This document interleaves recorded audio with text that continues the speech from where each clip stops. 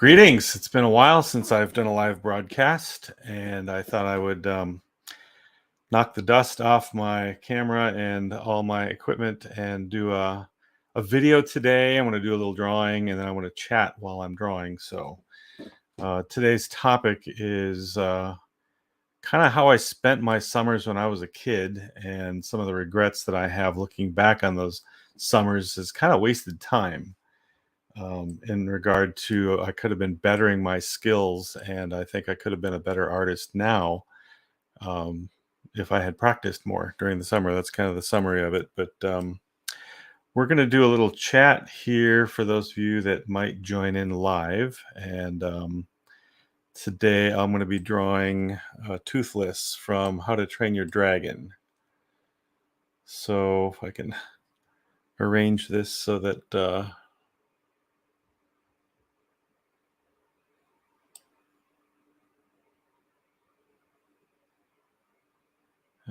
let's see, let's see if I can get this on my phone here. I was hoping maybe that would help me with my comments. I have two monitors here, and one of them is kind of difficult to see. So, all right. So I've got Photoshop open, and for those of you that have seen some of my chats in the past, I got to switch screens here. You may notice that my background is a little bit different now. So some changes have been made. I've switched around a few things in my art studio here. Still have the silly pink walls. So that's the same, but anyway, so the bookshelf was moved away, and I've got a new setup right in back of me to help me draw live videos or recordings of my actual hand on paper. I'm going to draw on my Cintiq right now, but let's see, I'm going to draw kind of a fun cartoony version of Toothless. So if you have any questions, comments, feel free to join in the chat. Let's see, I've got my reference off to the side here, so when I keep looking off to the side, that's where my reference is. So we're just going to do kind of a sketchy guideline version that I'll ink in a little bit after I get this thing all down. The face is kind of the important part. I got the wings that start right about there. So, like I said, looking back on my youth, I was a young artist that drew a lot. And I looked forward to drawing, and but oddly enough, I think that my summers could have been used to draw more. And I think particularly those years that when I was in art school, when I got home for the summer, you know, I worked and visited with friends and stuff, but it's almost as if I took that time off. Not that I wasn't drawing, but I could have been actively practicing more of what I had just learned in art school and refined my skills, and hopefully made a leap in ability when I went for my next year in school. So I look back on that time now, and I think, you dummy, you could have been putting into practice more of what you learned. And I mean, art school is pretty intense. You're drawing. There's deadlines, there's classes, and all kinds of pressure. And so the summers were a nice break, but you see, real life, when you get into it as a profession, doesn't necessarily have a break. There's no breaks for the most part. Um, and so it's a language that you have to learn. And so the best way to learn that language of artwork is to practice and practice and practice. And so my question to you, anyone that's watching this video, is maybe you're a young artist, or maybe you're the parent of an artist. Whatever the case may be, what are your plans for increasing your skills as an artist this summer? I hope you're thinking that way instead of, oh, okay, I'm going to just visit my friends and have fun and do stuff. I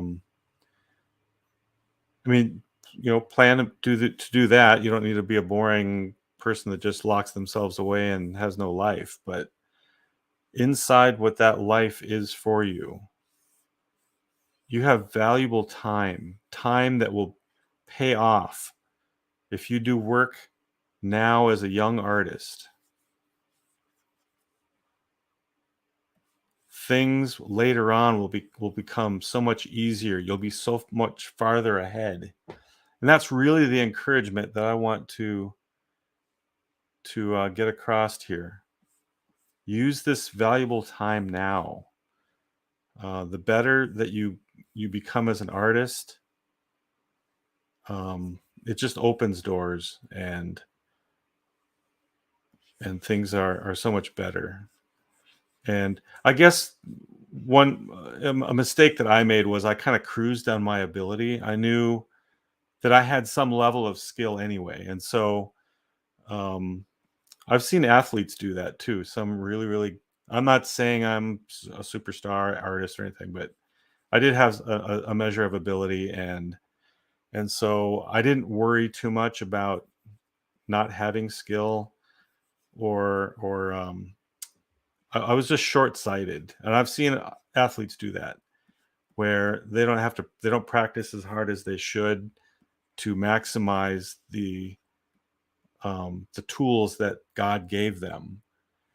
And so then they're great athletes and they have great careers and stuff, but I don't think that they ever attained the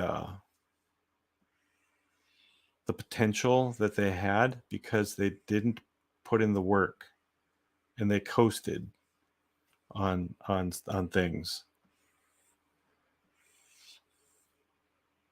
And I don't think that's a good use of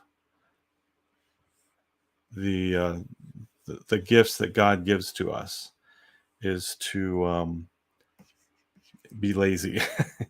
The Bible doesn't talk well about laziness. And so what types of things make it how should we say, easier for you to practice? I want you to think about that. And then one of the things that I'm thinking of doing this summer, and again, this is a thought, and I'm looking for input, would be to possibly have a regular live, like, art drawing session, maybe Saturdays or something, and where young artists can join me, and you can chat and ask questions and such on the live chat. But I'll pick out some fun projects to work on for the summer, and my thought is that if a young artist will join me Saturdays or whenever that time is, this isn't just for homeschoolers either, but I'll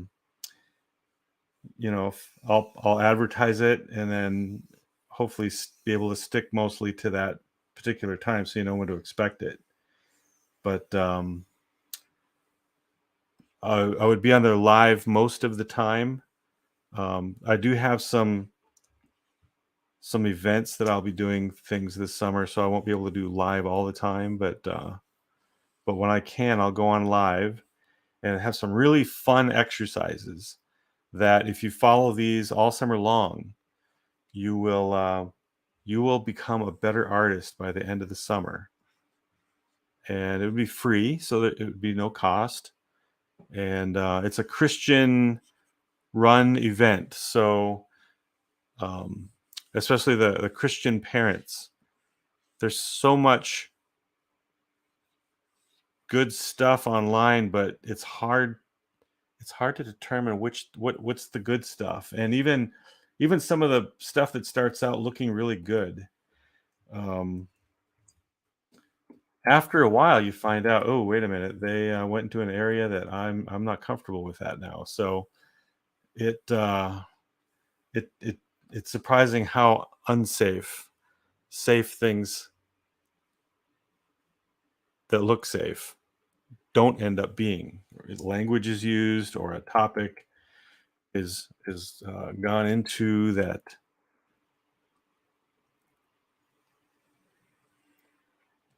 you didn't see coming. And hey, that's my child you're talking to, but the artist just kind of goes on, and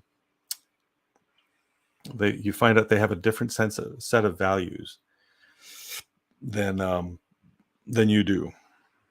And so how do you know? Well, my promise to you on my videos is that all of them are not only family friendly, but Christ honoring, safe,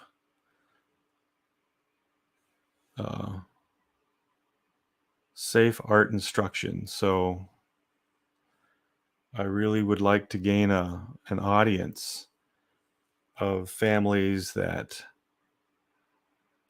either like just watching art being drawn, because that's cool all by itself, or have young artists that would like some instruction from a professional Christian artist.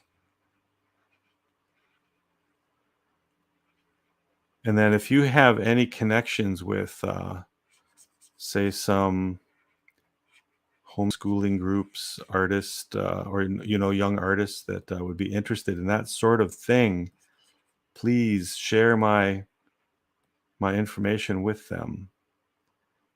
I have a website that's I think the scroll is going at the bottom of the screen here, so you can get my information that way.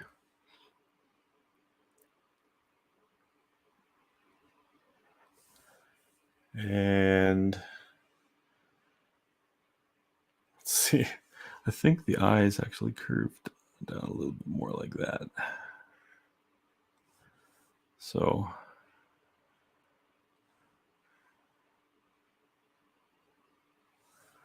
there we go. I'll erase that.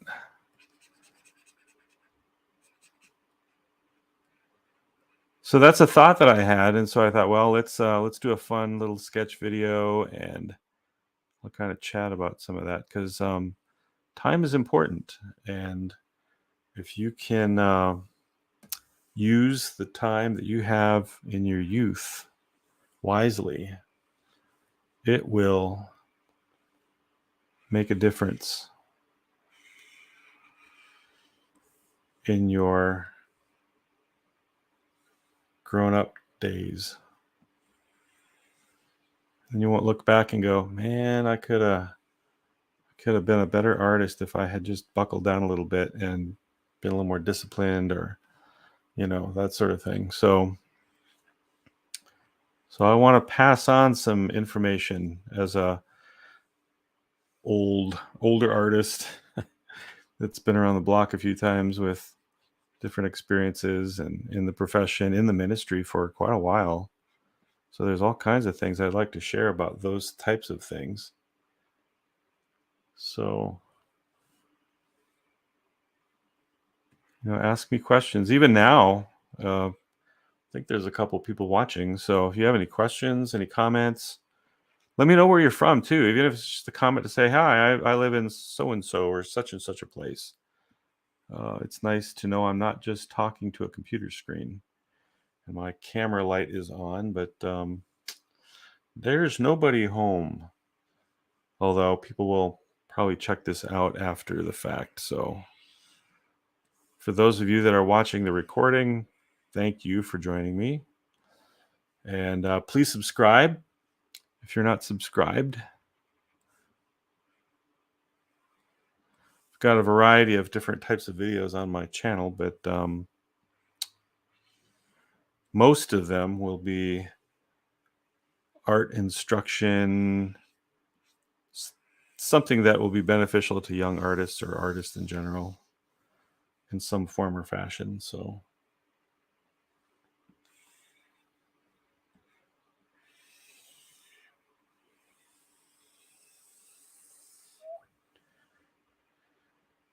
and I'm drawing in Photoshop, by the way. So if you're wondering what program is he using, that's the program I'm using. And I'm just inking with a brush. I'm drawing on a Cintiq, a Wacom Cintiq, which is a digital tablet, graphics tablet. But this one is, it's got a computer screen built into it. So I'm drawing right on the screen, which I love. And these things aren't cheap. But the technology for young artists to be able to do this sort of drawing, digital drawing on a screen, is becoming more and more available as time goes on. And in fact, just a little bit ago, hey, Paul Spittler, welcome. Thank you for letting me know. Arkansas, all right. Just a little bit ago, I sold an Apple Pencil that I had acquired at a garage sale a while back. And it was brand new in the package, still sealed. And I sold it to a lady, and she's going to give it to her daughter. And her daughter has an iPad, and so I was trying to give her a bunch of information how to use it best and things that she could have for accessories. And I even gave her a little glove like mine because I like drawing with a glove on. So I hope that was useful for her. But yeah, if you get an iPad or have an iPad, look at the version that you have, because some of them are compatible with some of the Apple Pencils that Apple has and makes available, and those are fantastic, wonderful, wonderful tools. So you can do the same type of drawing that I'm doing right now.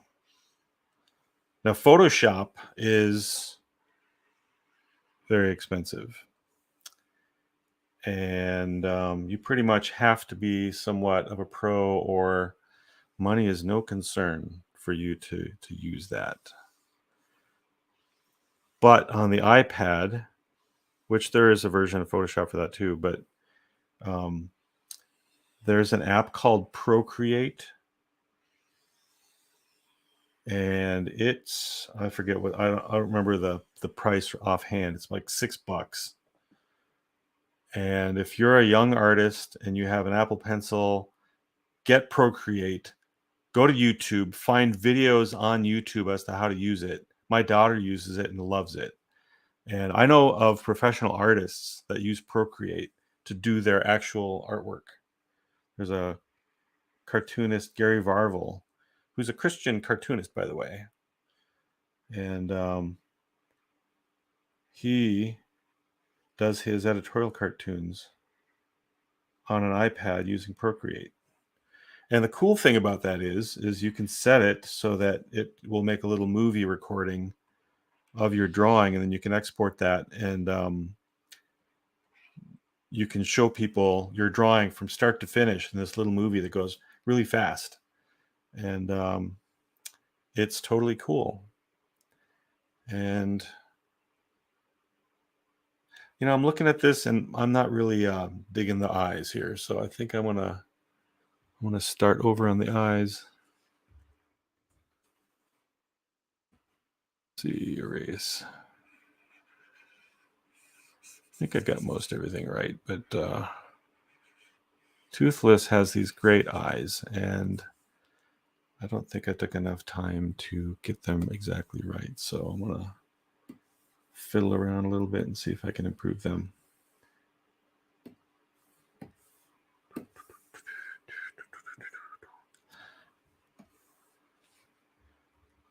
And yes, professional artists do that. So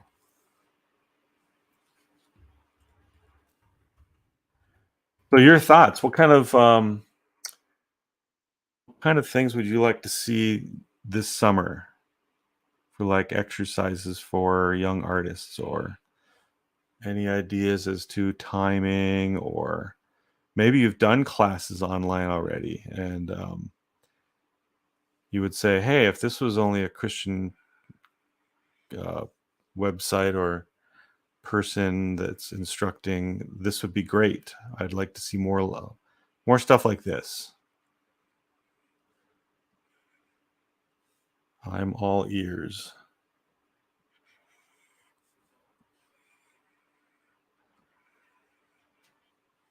Because I really would like to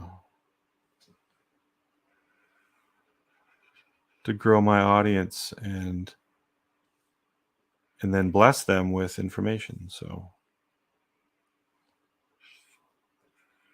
is that any better?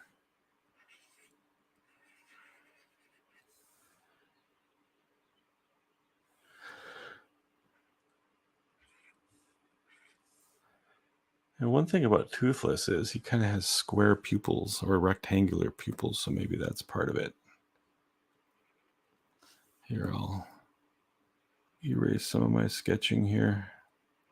I'm doing the sketching in red on a different layer, so it's not on the same layer as my inks. So there, I can turn it off and turn it on, and it's not getting in the way.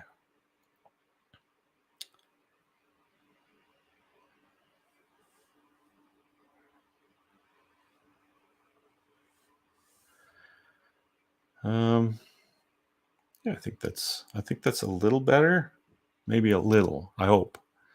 So I'll ink over the top of that. Now I'm going to take that layer and I'm going to make it more opaque, or more less opaque. So it's more see-through, and then I'm going to ink over the top of that. Let's zoom in a little bit.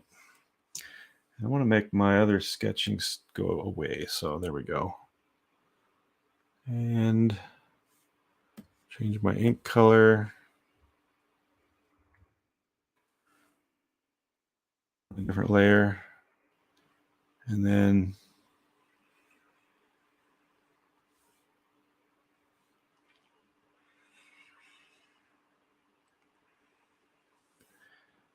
there we go.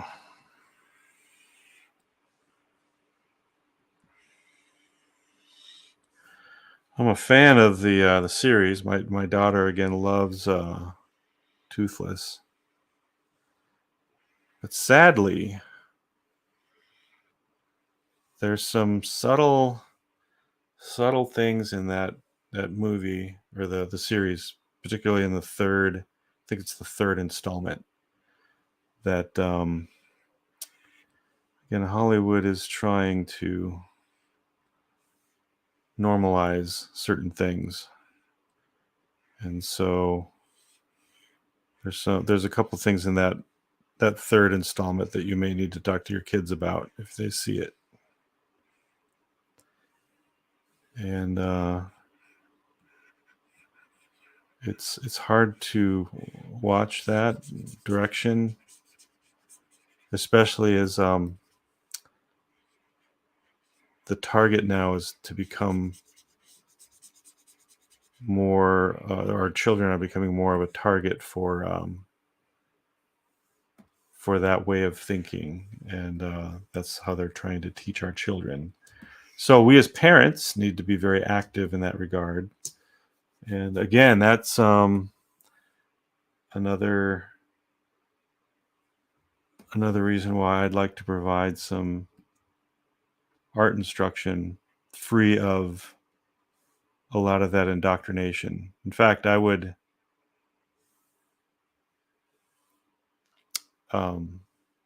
lovingly and biblically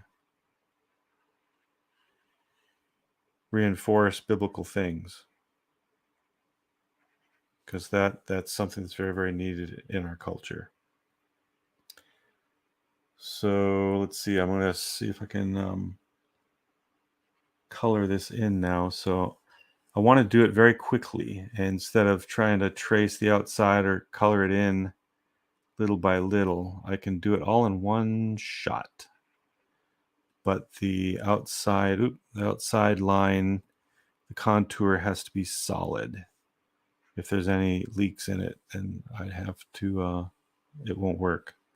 I'm just trying to make sure that all the lines around the edging are closed, because in a moment here I'm going to select the outside of, let's see, okay, yeah, the eyes don't matter. Well, I'm selecting the outside there. So I've got everything around Toothless selected, and now I'm going to take the selection and inverse that. Let's see, inverse. So now the shape of Toothless is selected, and then I'm going to modify that selection and contract it. We'll just say a pixel. So now that selection is inside the black line that surrounds Toothless. And if I go to a different layer underneath the inks that I have there, then I can use my paint bucket tool and boom, instantly fill that shape in, which makes that a lot easier than just coloring it in like a coloring book. So that's a speed tip right there. If any of you are digital artists, and I'm going to put the eye color on a different layer so that it just makes things easier. I probably use too many layers overall in my artwork. I've got some pieces that are just, 100, 200 layers. But having separate layers is comforting for me, because then if I want to change something, if everything's on one layer, then you got to cut it out, and you got to, separate it from the background, and sometimes that can be messy, where if it's all on one layer, then it's easy to change, super easy. So it just makes the files bigger, and sometimes managing a ton of layers is a little daunting, but I still do it anyway. So I'm going to put the eyes and the mouth inside coloring the shape on their own layers. Try to keep this somewhat simple, but oops. Well, I'll fix that later.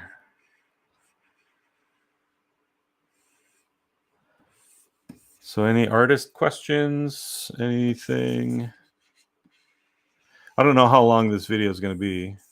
Oh, that would be another question too. If I did like a little class type of thing in the summertime, live YouTube art instruction for students, young artists, what type of length of video would you like to see? Would it be a half hour? Would it be an hour? If you have any input on that sort of thing, let me know.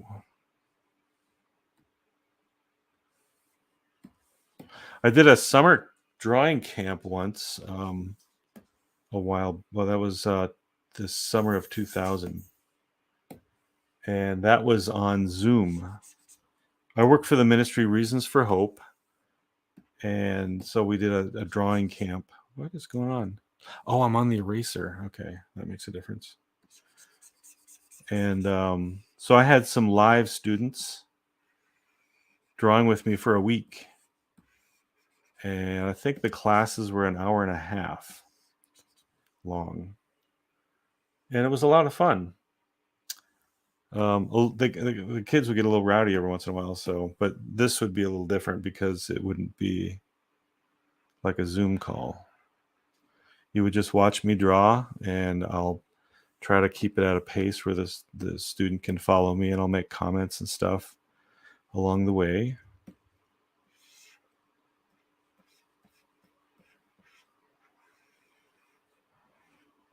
And I want to do some fun exercises. Sometimes exercises for skills can be like really boring. I don't know if you remember the movie Karate Kid, wax on, wax off. And young Daniel got really mad. He didn't see any benefit in these exercises. Of course, he didn't really know what Mr. Miyagi was doing, but anyway, exercises in art can kind of tend to be like that sometimes, where it's like, oh, I'd rather do a drawing. Well, I think there's kind of a happy medium, and you can make some of the projects fun and something that you can practice and then have an end result that's not just,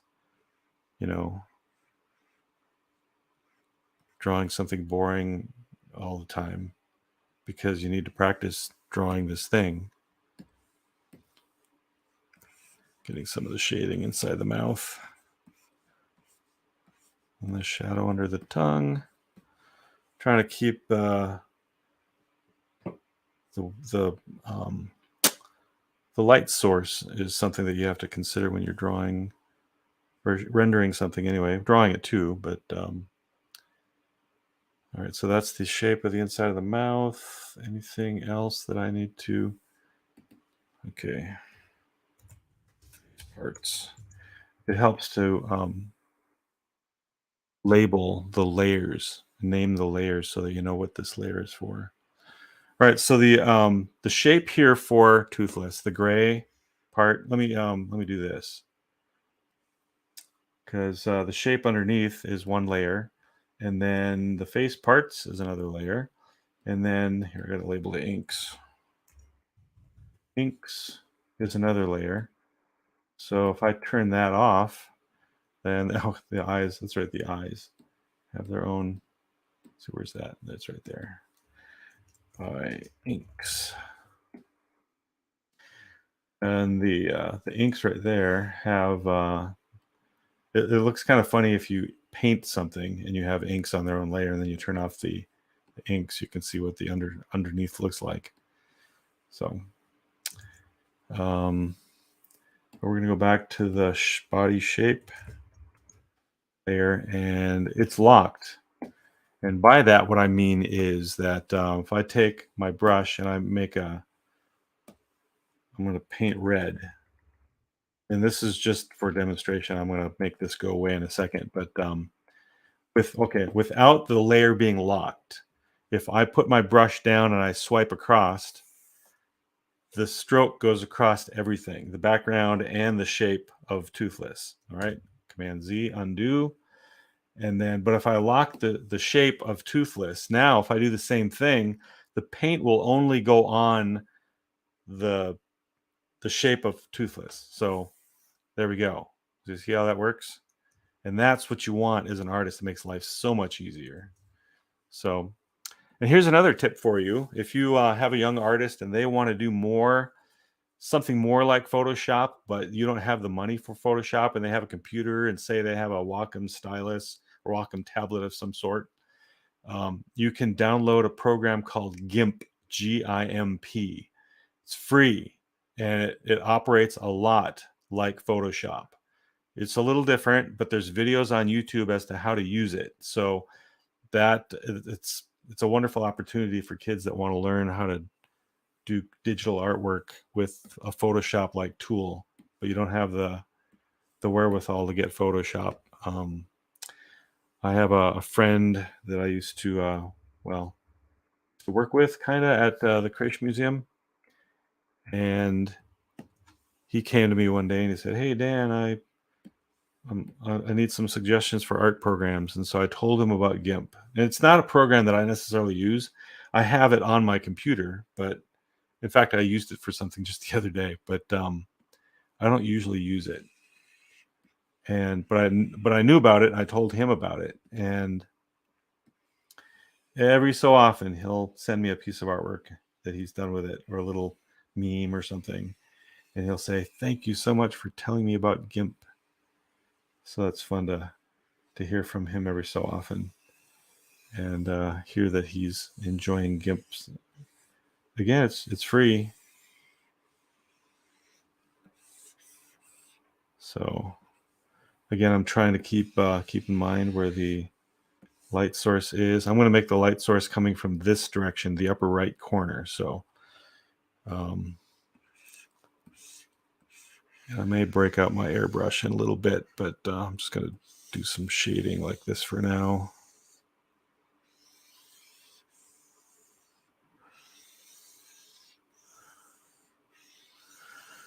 Here's another thing too. If you know about some homeschool groups that should know about what I am proposing to do, if you share that information with them, I will be just so grateful. So thank you ahead of time for sharing some of that information and getting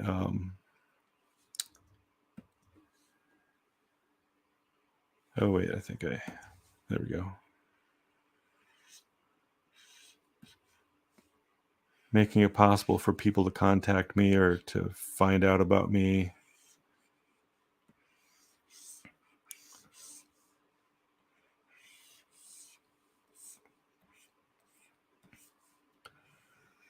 And then my YouTube channel, I'm trying to come up with ideas that people would want to watch as well. So not just a class, but other demo drawings. And on my pro Facebook or my fan Facebook page, I asked this question because one of the things I'm thinking about doing this summer on Facebook, should I have the time every so often, is to do some drawings of well-known Christian characters, how to draw so-and-so type of thing. And so I asked the question on my Facebook page. I said, and you can look it up, Dan Lietha on Cartoonist Illustrator on Facebook. And I asked the question, what popular cartoon or Christian characters are aimed at a younger audience? And I had pictures of VeggieTales, and I had pictures of Adventures in Odyssey. And so my question, is what other characters can you come up with besides them that are primarily aimed at a young Christian audience? And the response so far has been very kind of enlightening, sad, but because there aren't that many apparently. Some people have made comments about different ones that they used to listen to when they were kids or something like that. But by and large, there's hardly any, and I was kind of surprised by that. I mean, I couldn't come up with much myself. So, all right. So now what I'm going to do is I've kind of established some, I don't know, general guidelines for the lighting, for the shading, for the shadows, and I used the hard edge, so it was either all or nothing. I want to go for the airbrush, and I want to soften things up a little bit. And so I started out with a medium gray. Now we're going to go in with some darker shadows and some a little more rendered look. And then I'm going to add some lights to this. And that's going to make it have some zip to it. Oh, it sounds like somebody's home. So you might hear, I think that's my wife is coming home. I was going to do this video earlier, but then that lady wanted to buy that pencil from me, so that Apple Pencil. So my broadcast got delayed a bit. but I was happy to sell that Apple Pencil.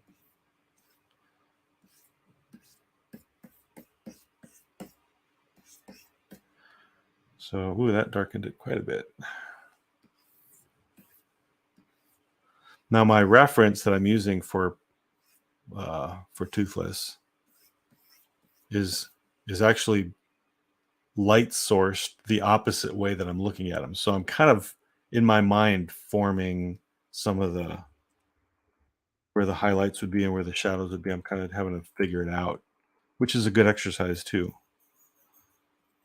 All right, so now I want to put in some more highlights. We're going to hear our dog shadow kind of scramble around in excitement a little bit because mom's home.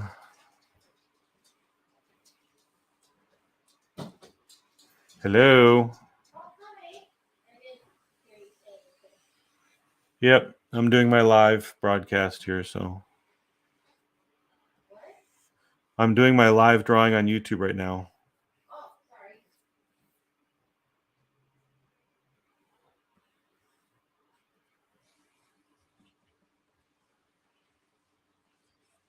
So let's see. Trying to imagine where the light's going to hit on this thing. And then there's kind of a little ridge up the middle of his head there. So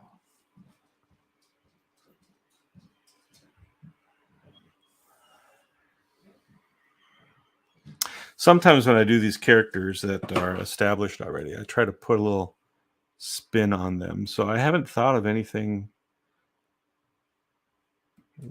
to do with Toothless. I thought of trying to work in the Toothless as a dragon and dinosaurs were originally called dragons. If you look in scripture, you don't find the word dinosaur, but you find the word dragon a lot. And I think some of those references are not just some people think it's to a fictional creature that we think of as dragons. I think those animals that are called dragons are actually referring to actual animals, the real animals. And so sometimes I like to play on those sorts of things.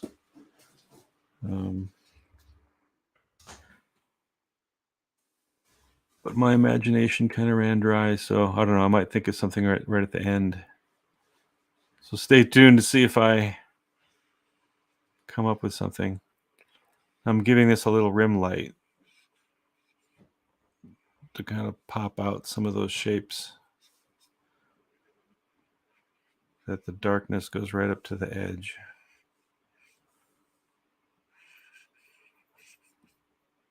So, and rendering is something that's very relaxing, or it can be.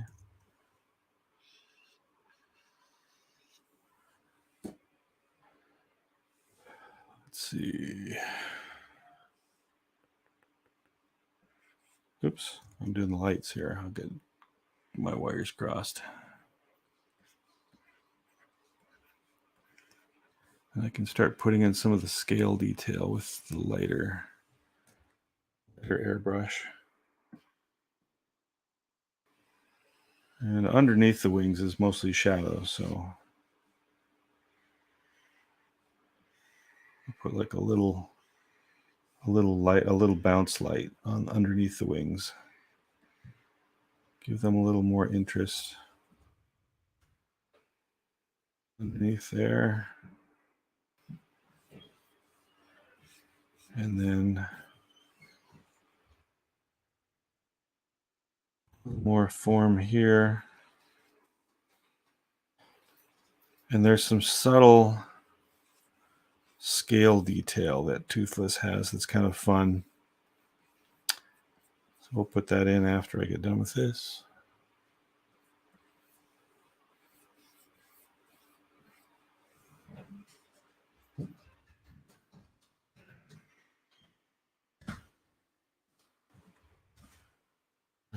that wing is catching a little more light on the inside there. Digital art is a lot of fun, and tell you it can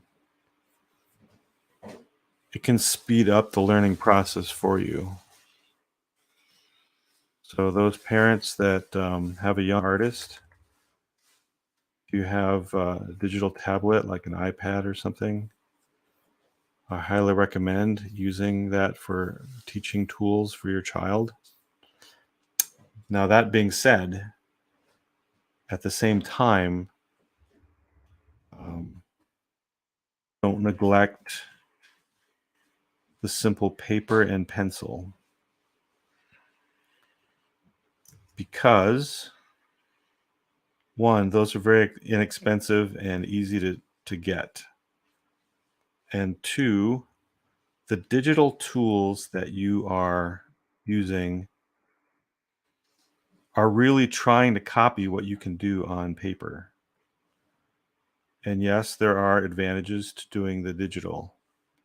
And I think pretty much anybody that wants to get into the art field these days needs to have digital tool experience. Okay. So that really is a must. But it's important to know that the digital tools that you use, the digital apps and the hardware, software, all that, does not do the artwork for you. It is a tool that you use, like your pencil or a pen or a brush or whatever it is that you use on paper. The technology just tries to emulate that and then gives you some advantages with speed and do and undo and that sort of stuff. So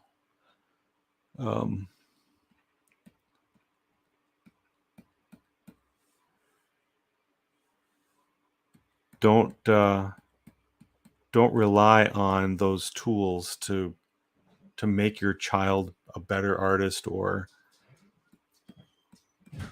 that the software, whatever tools you're using, are doing the artwork, because they're not. If the challenge here is that if your child lost their technology, if it crashed or whatever happened, if it went away, could they still do whatever they're doing on a piece of paper? And the answer to that needs to be yes. I mean, it would be different in some respects, but the skills, the know-how that you're using to make your artwork are the same no matter what tools you're using: shading, construction, layout, all that sort of stuff. It's the same skills, just applied to the different tools that you use. So don't make the mistake of looking at the hardware, the technology, as something that actually makes the child a better artist because they have Photoshop or whatever it is. That's not the case.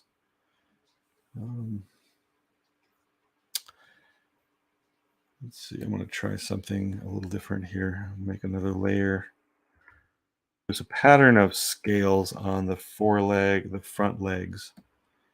And this is going to look a little weird, but this is just the thing that I like to do. I like to use red or blue when I'm trying different things.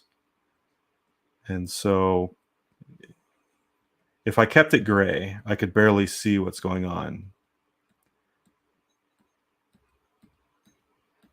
But making it a different color, like red, allows me to see what I'm doing, and then I can change the color later.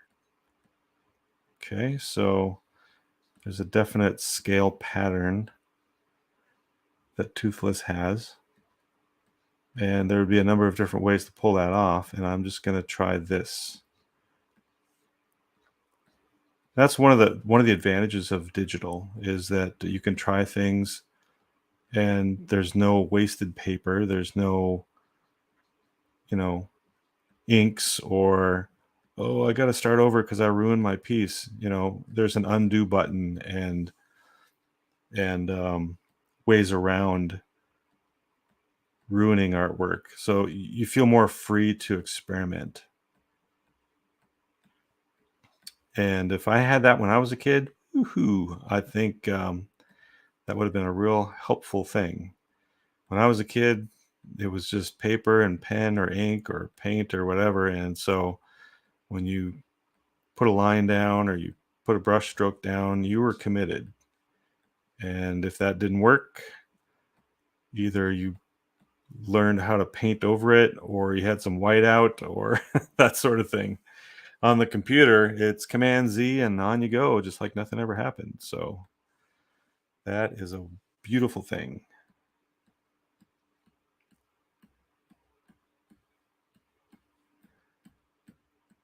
And sometimes I'll do inking in red over the top of something, and I love it.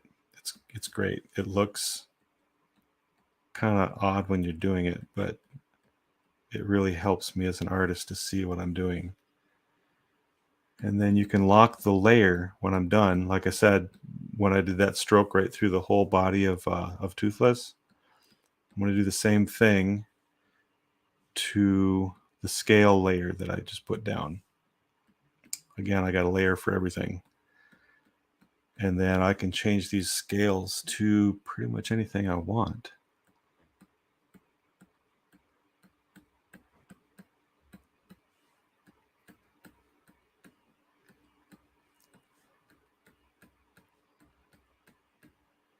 And we got one chat or one person left. I hope the long process here isn't too boring. Artwork takes time. Unless you're God, then you can just speak it into existence. Boom, it's done. And it's perfect. With mine, it takes a long time sometimes, and I make mistakes along the way. So, all right, now the magic time. I'm going to lock that layer. I'm going to name it scales. And then I'm going to take the color sample of the area that it's on. Now, if you'll notice, the color background that these red dots are on here is lighter, and then down here it gets darker. And so I may need to adjust the color of the scales a bit. But what we'll do first is I'll make them black. Okay, so I'll make them black, which actually looks pretty good. And then the scale layer, I'm going to make it more transparent. That I think that works all by itself. So making it more transparent allows the background to be seen through it, and so that adjusts the shade or the darkness of the scale artwork itself. It looks more like it belongs on the artwork underneath it. So I think that's a nice solution. Now there's a problem here in that Toothless is not flying. He's just sitting there, and so it really helps in artwork to ground your character. And I'm going to fix the shape of this a little bit. Let's see, do some things like that. And then I'm going to trim that a little bit. Take some of that. Oops. That didn't work out. Let's see. Minus. There we go. Almost there. Okay, now I need to add some more. That's good. And then we're going to make that a gray. I've got its own layer already. And boom, Toothless is on the ground. So there we have Toothless. Yay, Toothless. So like I said, if you know any homeschoolers, any young artists, any Christians that would like to see a Christian artist do more instructing, I can talk about some things from my art career, how to make Christian cartoons, what is Christian illustration. I would love to connect with groups and have more of an audience to instruct and to help. So, but wow, this took almost an hour. So thank you for joining me, and check out my website. Check out my the ministry that I'm a part of too, Reasons for Hope. Find their website and Facebook page. And I have a feature called Truth Jabs. It's an editorial type cartoon that I do each week. And you can find it on the Facebook page. There's a Truth Jab Facebook page as well. So those haven't been updated recently. We do have an app for the ministry Reasons for Hope that I highly recommend. And you can get a lot of my artwork and a lot of other ministry tools on that. So on your devices shop, whatever store you get your apps from, look for Reasons for Hope, and then look for an asterisk, a blue asterisk symbol. That's the one you want to get. Download it for free, and then you have access to all kinds of great materials that you can use. And if you do that, let me know, because again, I'm just happy to share resources with people and my knowledge, and I want to help the body of Christ to become better and stronger. And if I can be a help in that way to different people, I would be happy to do that. So, all right, well, signing off. Have a great weekend, and look for more videos in the future. Thanks.